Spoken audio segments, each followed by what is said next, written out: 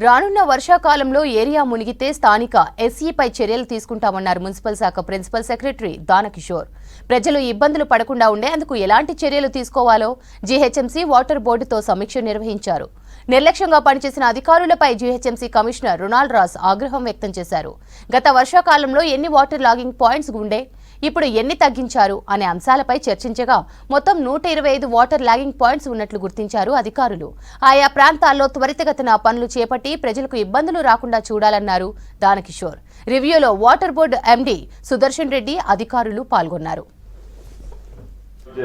Works like desilting works almost 52% complete అయిన works, like ఎస్ఎండిపి works కూడా పురోగతిలో ఉన్నాయి. అక్కడక్కడ పనులు జరుగుతూ ఉన్నాయి ఇంకా కూడాను.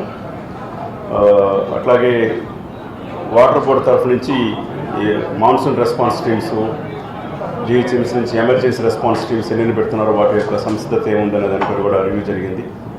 మనకు దాదాపు 125 ప్లేసెస్లో వాటర్ లాగింగ్ లొకేషన్స్ ఉన్నాయి.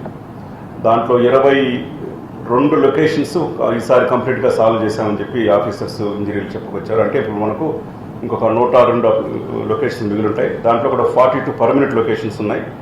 వాటి మీద కూడాను వీలైతే సంప్స్ పెట్టండి పక్కనే, అట్లాగే ఒక మోటార్ పంపులు పెట్టండి, డివాటర్ చేయించండి, ఒక ఫ్లాప్లు పెట్టి వాటర్ రానికుండా డైవర్ట్ చేసేదానికి కొంత అంటే ఇమాజినేటివ్గా ఆలోచించి ఏం చేయాలని చేస్తున్నారు ఆఫీసర్స్. మంచిగా జరుగుతున్నాయి వర్క్స్ అన్నీ కూడాను. అన్ని టీంలు కూడాను డిఆర్ఎఫ్ టీమ్స్ వాళ్ళు సంసిద్ధంగా ఉన్నారు. అట్లాగే ఒక మాక్ డ్రిల్ ఒకటి ఏర్పాటు చేయమని చెప్పారు. మేబీ మే లాస్ట్ వీక్లో కానీ జూన్ ఫస్ట్ వీక్లో కానీ. అట్లాగే ఆఫీసర్స్ కూడా ఏం చెప్పామంటే సేఫ్టీ ఆడిట్ చేస్తున్నారు. ఉదాహరణకి ఇక్కడ నాలాల్లో లైఫ్ లాస్ కాకపోవడం, పడిపోవడం, చిన్నపిల్లలు కాకుండా కొన్ని దగ్గరలో ఎక్కడెక్కడైతే ఇట్లాంటి వల్నరబుల్ పాయింట్స్ ఉన్నాయో అవన్నీ కూడా సేఫ్టీ ఆడిట్ కూడా చేశారు. అట్లాగే ఆ ఏరియాలో రిపీటెడ్గా పబ్లిక్ అనౌన్స్మెంట్స్ కూడా చేయించమని చెప్పాము. ఎక్కడెక్కడైతే ఇట్లాంటి వల్నరబుల్ పాయింట్స్ ఉన్నాయో అక్కడ ప్రజల యొక్క ఫోన్ నెంబర్లు తీసుకుని వాళ్ళకి రిపీటెడ్ కాల్ చేయడం, మెసేజ్లు పంపించడము, ఇవన్నీ చూసుకోమని చెప్పాము. చక్కగా సంసిద్ధతతో ముందుకెళ్తున్నాము.